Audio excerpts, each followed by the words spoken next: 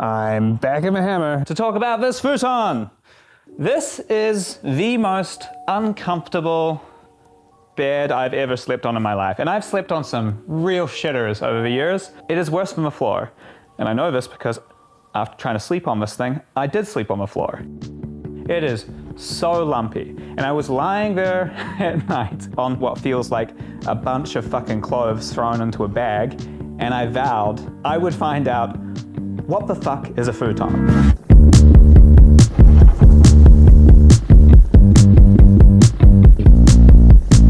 I think the first question to ask is, what is in this thing?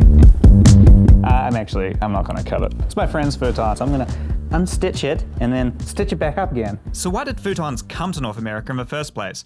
The obvious answer is Japanese immigrants, but the real driving force is economic, something as true today as always. Futons are fantastic value for the problems they solve. When you think about a traditional mattress, an inner sprung mattress, it's quite a technical thing, right? You can see how, especially in the 1970s, those products were complicated and time-consuming to manufacture, and therefore quite expensive. In Japan, the traditional futon is a product made with cotton bundles. But when it came to North America, it is just like fucking random shit in here. So this is like full of recycled fabric. It's like a burrito, which is stuffed with furniture leftovers. These allow you to recycle or fill them with lower quality materials. I would guess this is probably offcuts from the manufacturing of other furniture. Maybe even a mattress, It kind of looks like it. It's got this padding on the other side. So is this also done in Japan these days? First up was the Japanese Cultural Center, who didn't want to go on camera, but were very scornful of the Western futon. This is not a futon, they said, pointing to the floor where a futon would normally lie. One theory the master they had was that our weak Canadian legs would be unable to handle getting off a mattress on the floor. Ovia Urbanity showed them their squatting skills, but despite impressing two of the members, we were left with no interview footage and still somewhat confused. So, fallback plan, just asking the friendly owner of a local Japanese business. Sanno means actually like Mount Royal in Japanese. Here we make koji rice. That's the base ingredients to make sake, miso, mirin, all kind of Japanese foodstuffs. When Japanese people told me, oh, that's not a futon. I thought they were saying it like, do I really have to say it? That's not a knife. This is a knife. This is like sofa. It's not a futon. It's a couch. It's not like somewhere that we sleep. Because it's obvious right up front. Futons in Japan are extremely different. When I asked people in New Zealand, what is a futon, they also said the skinny mattress that you roll out. Everywhere I lie, there's a dirty great root sticking into my back. Imagine you're back in your own bed with a soft mattress. So good job, New Zealand. Thumbs up, mate. Looks like everyone's getting a shrimp on the barbie. Well, not so fast, because Noriko literally meant that this is not a futon. The futon, we imagine like something like a duvet. So it's completely different from Japanese futon. Futon is the bedding set, like the cover and the pot are part of this little teapot. The base mattress that you lie on is called shikibuton. It's like a mattress. A shikibuton, or spreading futon, is paired with a duvet that goes on top, which is called a kakebuton, or covering futon. These two things are a complete futon set. It's funny that at some point the wires got crossed, but I can understand why. It started to do my head in talking to Japanese people about futons and getting vague answers, which makes sense. Asking someone, what is a bed? Do people in your country like soft beds? Most people don't really think about this stuff a whole lot, and Japanese people sleep on all sorts of things these days, including bog standard IKEA beds and even Western style futons. But the key point of difference is not the thickness of a base, but the place. If you ask someone about a futon in North America, they think of it being paired with this bendy butterfly torture machine. That is what fundamentally changed futons in North America. Western culture has long aspired to keep beds off the floor, and so when futons arrived in North America, they're always searching for a place to land that was raised up off it. Functional Japanese futons sitting on the floor were not seen as glamorous by Americans. Sleeping on the floor, that's for the poor. So this mousetrap was invented to housed the futon shortly after its popularity took off. The original fattening of a futon was enabled by this frame. There have been many different convertible sofas over the years. This one that my grandma had was called the Castro convertible, which was patented in the 1950s. The Canadian crappy couch was called the Winnipeg or Toronto couch, which created a kind of soft Romanorgy style lounging bench. The ubiquitous one that we know today is an invention of the 1980s and specifically made to solve the futon placement problem. Flexible futons were perfect for this design because they've always been uniquely bendable. They're bendable because Japan is culturally compact, a densely populated country where land has long been precious. The key benefit of a Shikibuton is You can fold in the morning to storage in a futon storage.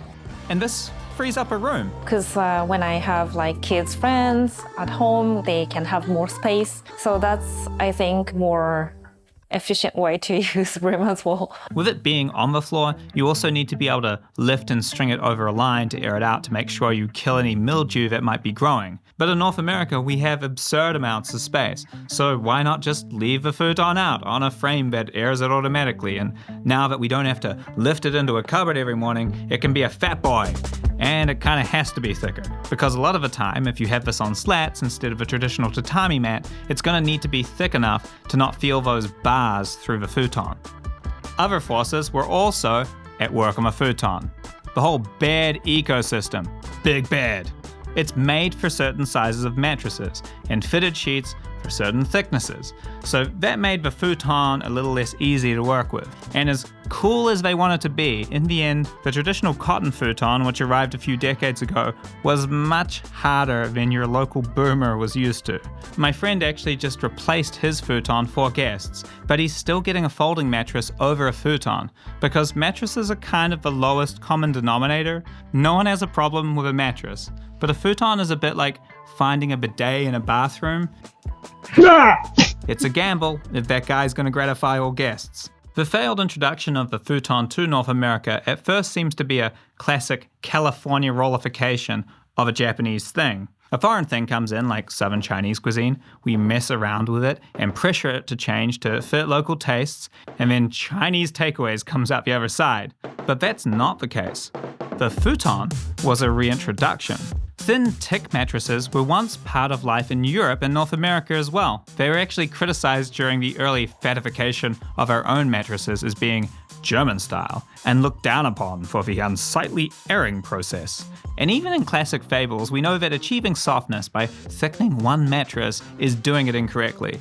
Remember the story of the Princess and the Pea? This is the story of a princess who has a kind of medieval, super sweet 16 breakdown over feeling a vegetable through a stack of mattresses, because mad stacks of mattresses was how the rich softened sleep surfaces when all they had was thick mattress technology. Also, the prince is really the more fucked up of the two. He wanted her to be a nut job. Guy was getting off on finding a high maintenance queen. Anyway, lots of mattress layers is what helps you redistribute the stuffing evenly. Making the mattress a similar way, but twice as thick, is a recipe for lumpiness.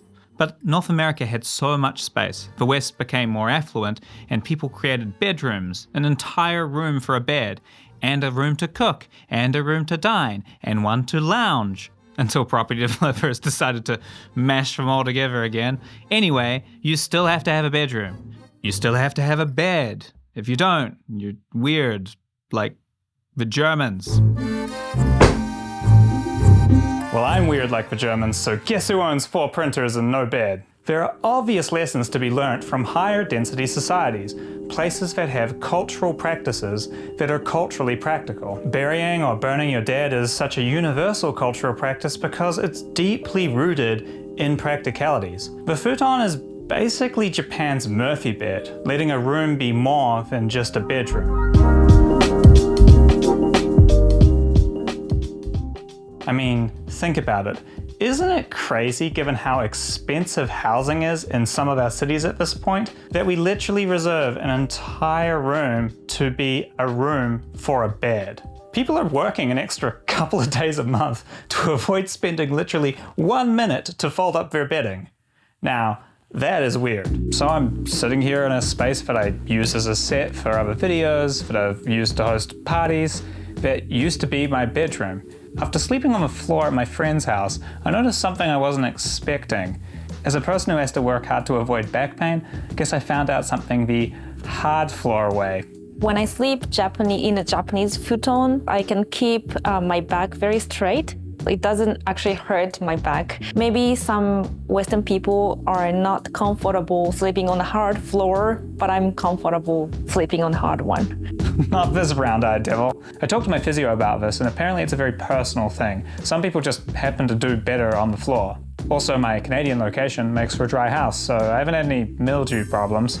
And speaking of dryness, I know this is a vaginal dryness-inducing scene for a date to end on. But something that's kind of cool with futons is you can get his and hers totally tailored for your partner's side of the bed. Ding. So maybe I'm just gonna have a Shiki Buton, but my partner could have a Shiki Buton with a memory foam topper. The point is, whatever you settle on, you'll enjoy having the option for that floor space if you're hosting a party, or as I did recently, the temporary print shop for Canadian Civil Alive. It was hard not to notice while japing with the Japanese that they were a little vague on futon details. Some of this is because Japan is going through its own fattening. Shiki Butons are on the outs, and so lots of people these days aren't super familiar with futon life. Population decline has caused more reasonable house prices. Lower costs per square meter and no kids also means less need to reuse room. But in Canada at least, we're going the other direction. With population on the rise and our crappy municipal governments blocking home construction, space has become a valuable commodity. The work from home revolution kicked off by the pandemic only exacerbated this need for space at home, and being able to turn my studio bedroom into a studio has been really helpful. I used to hang a sound blanket and guide visitors into the half of my room that didn't have a bed in it because it was just kind of awkward. Oh, pay no attention to that Bed. behind the curtain. Now I get to have a large professional space, kind of right in the heart of the city by a metro station. Pretty cheap. And this all makes me wonder, how many people are about to move to a less convenient spot and spend an extra hour a day commuting, moving from a place that they like, just so they can find something that's within their budget? Would you have a home office, a workout space, or a playroom for the kids if a bed wasn't sitting there? By adopting clever strategies from high-density cultures like minimalism, loft beds, and smart storage, lots of people could save themselves a bunch of money or time commuting. So maybe it's worth trying out a tech mattress, because if it works for you, you might just have gained a bonus room in your house for the rest of your life.